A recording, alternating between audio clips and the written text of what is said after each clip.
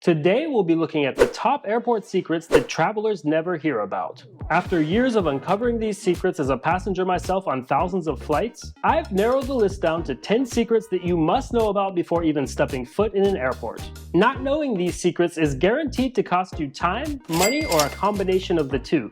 But let's face it, we all want to get a good deal when we're traveling. And not knowing about this first airport secret can force you to get a really bad deal while traveling. Imagine this. You've booked the deal of a lifetime to your dream destination. You could have paid $300 to fly to Paris, $50 to fly to San Francisco, or perhaps $500 to fly to the Maldives. Doesn't matter. What matters is that you got so excited about your trip that you forgot to plan out transportation to and from the airport, and it's already 3 hours before your flight. Say you don't have a great public transportation connection to your arrival airport or from your departure airport. This is more often than not the case, so your options are already pretty limited. You can take a taxi, use a rideshare app if any are operating where you are or will be, or you can book a transfer. Booking a transfer could often be the best deal, but a transfer is most likely no longer an option, especially for your departure airport. Booking a transfer well in advance can save you lots of money and hassle, and sometimes public transport can actually cost more than other options. Right now in Toulouse, France, the airport bus is charging €9 a ride. But you could book a ride with Uber or Bolt for as little as around €15. So it's worth comparing prices, and this is especially true if you're traveling with a group. But I have seen transfer prices go the other way too. For example, in Istanbul, transfer companies may charge you up to 4 times more than the regular taxi fare. Or at least the taxi fare you'll pay if you know the local prices or ask for the meter to be turned on. Still, all of that price comparison and planning takes time. So maybe you can still arrange a transfer for your arrival airport while you're waiting at the airport or even using in-flight Wi-Fi. But for your departure airport, you just don't have time for that and you're stuck with either a taxi or using a rideshare app. Let's say that Uber is your only option as far as apps go, and the taxi rates where you live seem just too excessive for a ride to the airport. All hope is not lost. It's common knowledge that Uber and most other rideshare apps charge higher prices during peak travel times. This is often referred to as surge pricing. But if you've only got 3 hours before your flight, there's not much that you can do, right? Not quite. What's sometimes less known is that there are often additional fees for booking a ride to or from an airport.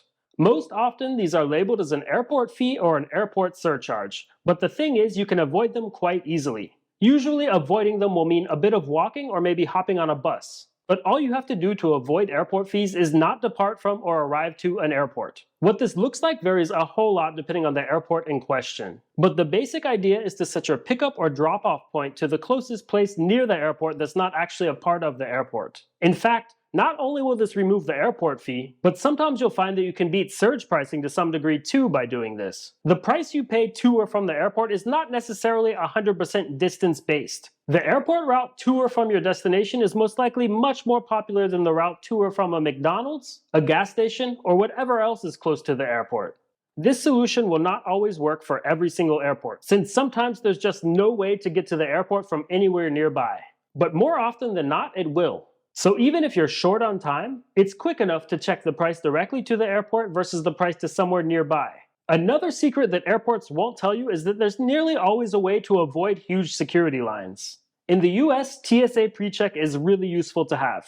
It gets you through security faster, and you can actually get it for free by holding various credit cards. One of my favorite credit cards for this is the Chase Sapphire Reserve. By just holding the card, you can get a credit that covers the entire cost of not just TSA Pre, but also global entry. Meaning you'll be able to use an expedited TSA line at US airports, and will also be able to re-enter the US much faster when coming back from abroad. But not all of us live in the US or even travel in the US often. And all around the world there are plenty of ways to get through security faster. In Europe and North America, an increasing number of airports are participating in a program that allows you to book a time slot for faster security screening. I've used this a ton of times to avoid long security lines while traveling in Europe. And the best part is for the time being, it's completely free. Plus, in airports around the world, holding status, flying business class, and holding premium credit cards are all great ways to get into the priority security line. The specifics will differ from airport to airport. But if you travel often, the more ways you have of accessing priority screening, the better. I often find that I might get priority screening at the hub of an airline with which I hold status. But then at other airports, I might need to find a different way to get into that priority line. But I'd be really interested to hear what you all do around the world to enhance your airport security experience. Let us know in the comments. And when it comes to going through security at the airport, there have been plenty of cases of items being stolen from passengers. This kind of thing is said to have been committed by airport staff as well as fellow passengers. But luckily, you can pretty much eliminate the chance of it happening. Now, I don't want you to assume that everybody's out to steal your stuff at the airport. Of course, that's not the case. But airports aren't exactly happy to announce when things have been stolen from passengers during security screening. So to be safe rather than sorry, what I do to lower the chance of this happening is two things. I put all of my small valuables inside of a pocket of my larger bag, so that it would be pretty obvious if someone was trying to take them during the usually short security screening process. And right after I'm done with security screening, I check to make sure that my items are where I left them. For me, this mainly means checking that my camera, my phone, my passport, my computer, and my wallet are all still there. Of course, you want to do your best to keep an eye on your baggage while going through the security screening process. But if you're selected for additional screening or the line is just really busy, that might be a little bit hard to do. But we'll talk more about how to go about keeping your items close in number 9. First, there are some other shocking airport secrets to discuss. Now, it's a known fact that if you want to eat or drink something at the airport, it will be significantly more expensive if you buy it at the airport. A hamburger could easily cost double the going price outside of the airport. Just grabbing a coffee could easily cost you more than the price of a whole meal outside of the airport. I even recently did some of my own on-the-ground research over at London Heathrow Airport during a layover, and found that just buying a banana at the airport can cost you around 5 times more than what it would cost you at the grocery store. And it's not just bananas that are ridiculously overpriced. But I've got a whole video about it that you can watch after this one if you're just interested in seeing how overpriced food can be at an airport. One way that people often use to avoid high prices for food and drink at the airport is by bringing their own. Last time I was flying Wizz Air, my seatmate even whipped out a whole smoked sausage to enjoy during the flight. But the thing is, you can avoid paying too much for food at the airport simply by going to an airport lounge. And I personally prefer the luxury of an airport lounge to bringing a few PB&Js wrapped in tinfoil, or the lingering smell of smoked sausage. But often it can feel like airports don't really want you to know that lounges exist. But they exist, and if you don't know about them, you're missing out.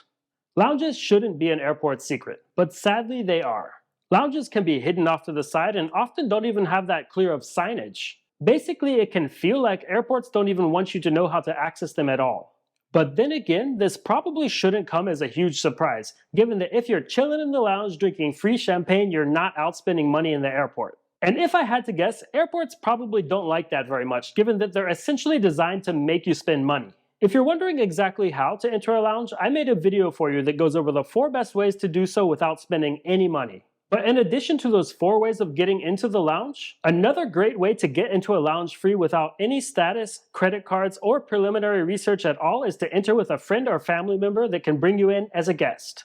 To be clear, I am not telling you to stand outside of a lounge and ask everybody entering to bring you in with them. That would just be really annoying, and it probably breaks the entry rules of most lounges. But nearly all ways of accessing an airport lounge allow the person entering to bring at least one free guest in with them. And be warned that there are lounges that will charge you an entry fee, but they're usually not a good deal at all. I'd most likely avoid paying to enter a lounge. But now that we know about lounges, another secret that airports just love to keep from you has to do with their recommended arrival times. Around the world, you'll find that most airports recommend that passengers arrive around 2 hours before a domestic flight and 3 hours before international flights. If you actually need to arrive that early depends on a bunch of different factors.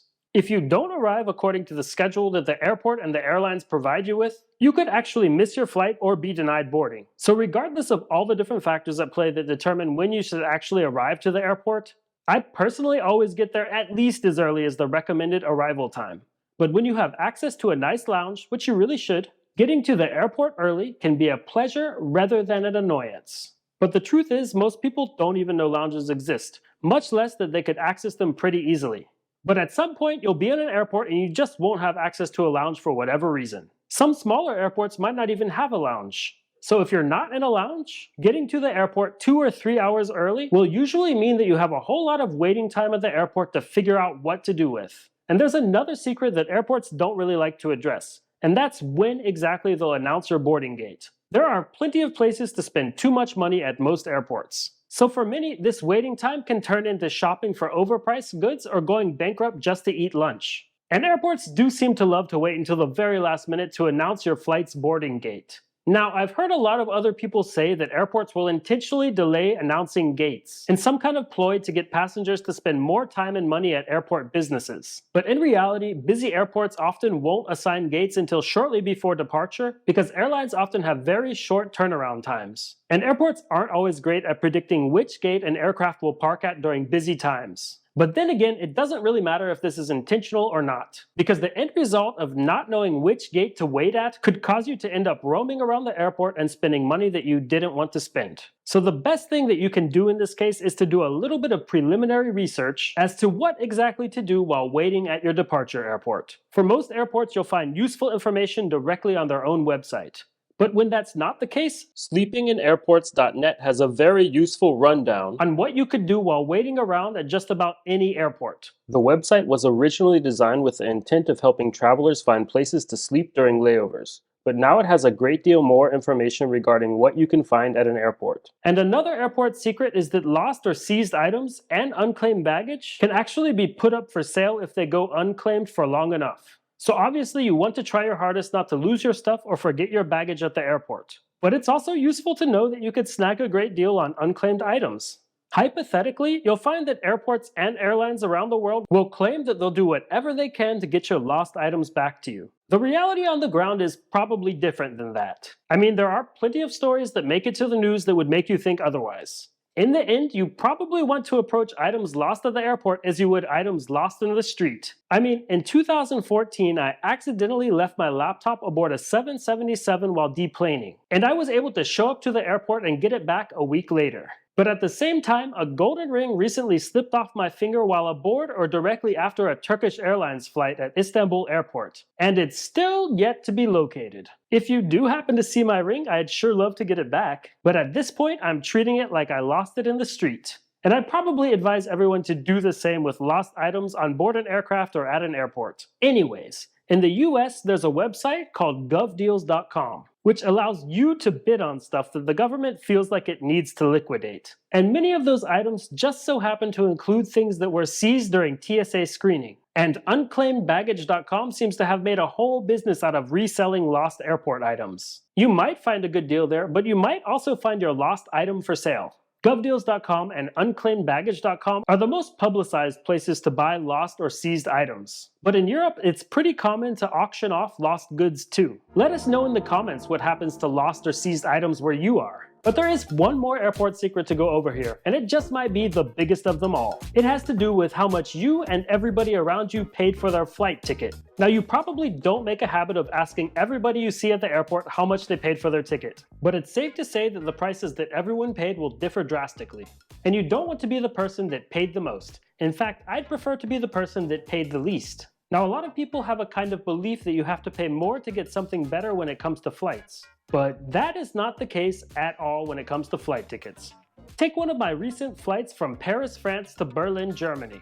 That person might have paid 500 euros for their ticket. And perhaps that one paid 200 euros. I paid 35 euros and 37 cents plus 4,000 Virgin Atlantic points. And I was able to do so by knowing all the ways to search for and book the absolute best deal for my ticket. But the thing is, you can get the best prices for flight tickets too. In fact, I have a bunch of videos to show you exactly how to do so, and you can watch them right now for free. So I'll see you all over in one of those videos, and if you got something out of this video, then make sure to give it a like and consider subscribing to my channel for a bunch more travel videos.